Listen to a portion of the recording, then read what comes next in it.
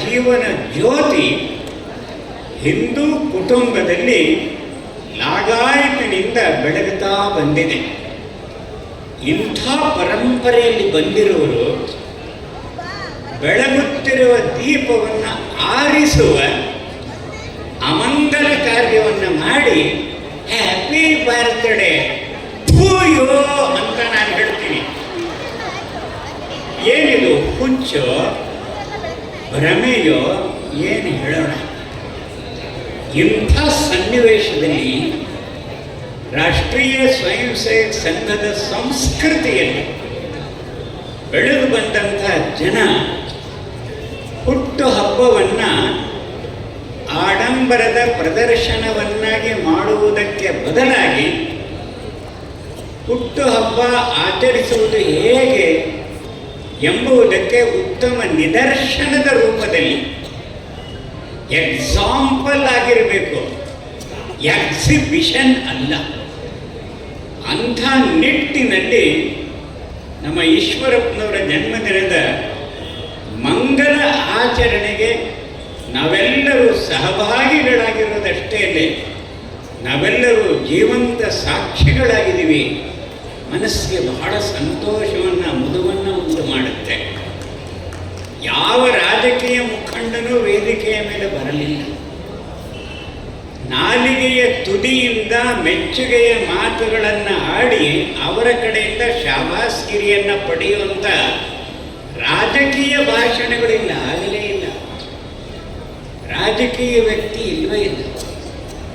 ಬದಲಾಗಿ ಇಂಥ ಸಂದರ್ಭದಲ್ಲಿ ಸ್ತುತಿ ವಚನವನ್ನು ಕೇಳಬಾರದು, ಗುರು ಹಿರಿಯರಿಂದ ಆಶೀರ್ವಾದವನ್ನು ಪಡೆಯಬೇಕು. ಅದಕ್ಕಾಗಿ ವೇದಿಕೆಗೆ ಇವತ್ತು ಒಂದು ಪವಿತ್ರವಾದಂತಹ ಒಂದು ಸಾನ್ನಿಧ್ಯ ದೊರಕಿರೋದು ಈ ಎಲ್ಲ ಗುರು ಶರಣರಿಂದ, ಈ ಎಲ್ಲ ಸನ್ಯಾಸಿ ಸಂತರಿಂದ. ಇನ್ನೊಂದು ವಿಷಯ ನನ್ನ ಗಮನವನ್ನು ಸೆಳೆದದ್ದು, ನಾನು ಗಮನಿಸಿದ್ದು ಅಲ್ಲ, ಅದೇ ನನ್ನ ಗಮನವನ್ನು ಸೆಳೆದದ್ದು ಅಂದರೆ ಇಲ್ಲಿ ಆಶೀರ್ವಾದ ಮಾಡಿದಂಥ ಎಲ್ಲ ಆಚಾರ್ಯರು ನಾಲಿಗೆ ತುದಿಯಿಂದ ಈಶ್ವರಪ್ಪನವ್ರನ್ನ ಹೊಗಳೋ ಹಂತ ತೋರಿಕೆಯ ಮಾತುಗಳನ್ನು ಆಡಲಿಲ್ಲ. ಎಲ್ಲರೂ ಸಹ ಅಂತಃಕರಣದ ಮನದಾಳದಿಂದ ಇವರ ಸಂಪರ್ಕ, ಇವರ ಸಾಥ್ನಿಂದಾಗಿ ಉಂಟಾಗಿರುವ ಅನುಭವಗಳ ಸತ್ಯ ನುಡಿಗಳನ್ನು ಹೇಳಿದ್ದಾರೆ. ಈ ವ್ಯಕ್ತಿಯ ಸ್ತುತಿ ಆಗಿಲ್ಲ, ನೀನು ಇಂದ್ರ, ನೀನು ಚಂದ್ರ, ಈಶ್ವರಪ್ಪ ಕೈಸಾ ಹೋ, ಸಬ್ ದೇಶಕ್ಕೆ ನೇತಾ ಹೋ, ಇದು ಮೊಳಗಲಿಲ್ಲ. ಇದನ್ನು ಹೇಳಿದ್ದಕ್ಕೆ ಭಾರತ್ ಮಾತಾ ಕಿ ಜೈ ಅಂತ ಹೇಳೋ ಸ್ಫೂರ್ತಿ ಪ್ರೇರಣೆ ಬಂತಲ್ಲ, ಧನ್ಯ. ಈಶ್ವರಪ್ಪನವರಿಗೆ ಜಯ ಅಂತ ಹೇಳಿಲ್ಲ. ಇದು ಇಲ್ಲಿಯ ವಿಶೇಷ. ವ್ಯಕ್ತಿಯ ಸ್ತುತಿ ಅಲ್ಲ, ವ್ಯಕ್ತಿಯ ಸ್ತುತಿಯಿಂದ ಸ್ತುತಿ ಮಾಡಿದವರಿಗೆ ಏನಾದರೂ ಲಾಭವಾಗಬಹುದು ಅನ್ನತಕ್ಕಂಥ ಒಂದು ಆಸೆ ಇರ್ತದೆ.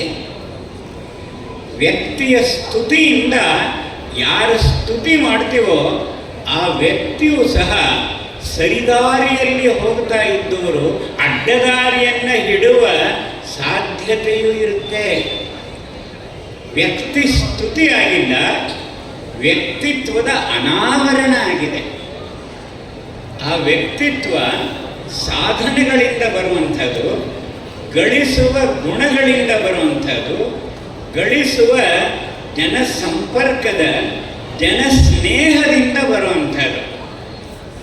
ಆ ವ್ಯಕ್ತಿತ್ವವನ್ನು ಗಳಿಸಬೇಕಾದರೆ ಒಂದು ಸ್ವಪ್ರಯತ್ನ ಇರಬೇಕು, ಇನ್ನೊಂದು ಒಂದು ಅನುಕೂಲವಾದ ಸಂಸ್ಕಾರವನ್ನು ಕೊಡ್ತಕ್ಕಂಥ ವಾತಾವರಣದಲ್ಲಿ ಅವನು ಬೆಳೆಯಬೇಕು.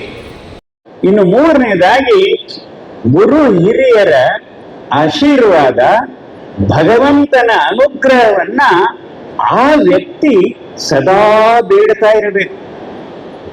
ಆಗ ನಮ್ಮಲ್ಲಿ ಹುದುಗಿರುವ ವ್ಯಕ್ತಿತ್ವ ಅದು ಮೊಗ್ಗು ಹೂವಾಗಿ ಅರಳಿದಂತೆ ಆ ಹುದುಗಿರುವ ವ್ಯಕ್ತಿತ್ವ ಅರಳ್ತಾ ಹೋಗತ್ತೆ.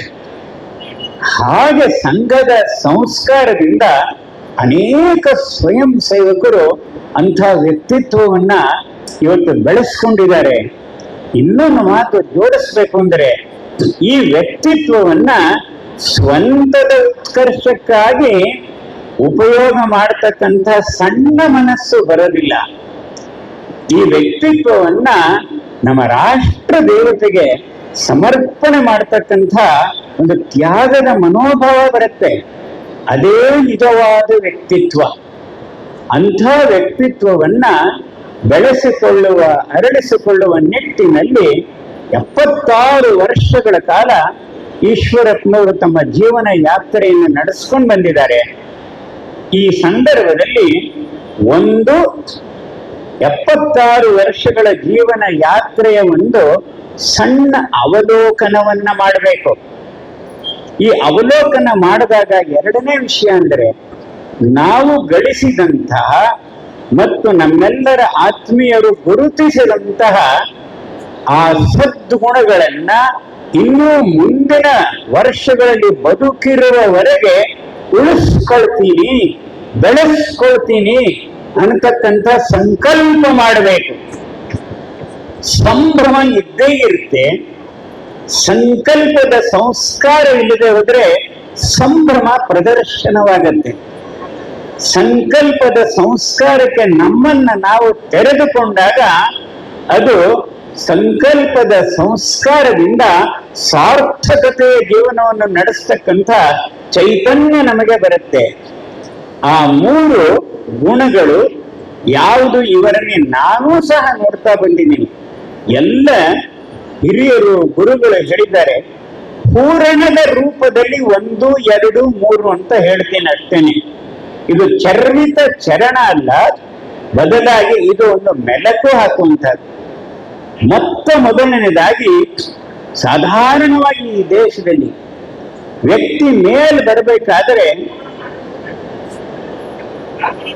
ದುಡ್ಡಿನ ಬಲದ ಮೇಲೆ, ಉಳಿದವರ ಅನುಗ್ರಹದ ಆಧಾರದ ಮೇಲೆ ಅಥವಾ ಜಾತಿಯ ಬಲದ ಮೇಲೆ ಬರತಕ್ಕಂಥದ್ದು ಅಲ್ಲಲ್ಲಿ ವಿಶೇಷವಾಗಿ ರಾಜಕಾರಣದಲ್ಲಿ ನೋಡ್ತಾ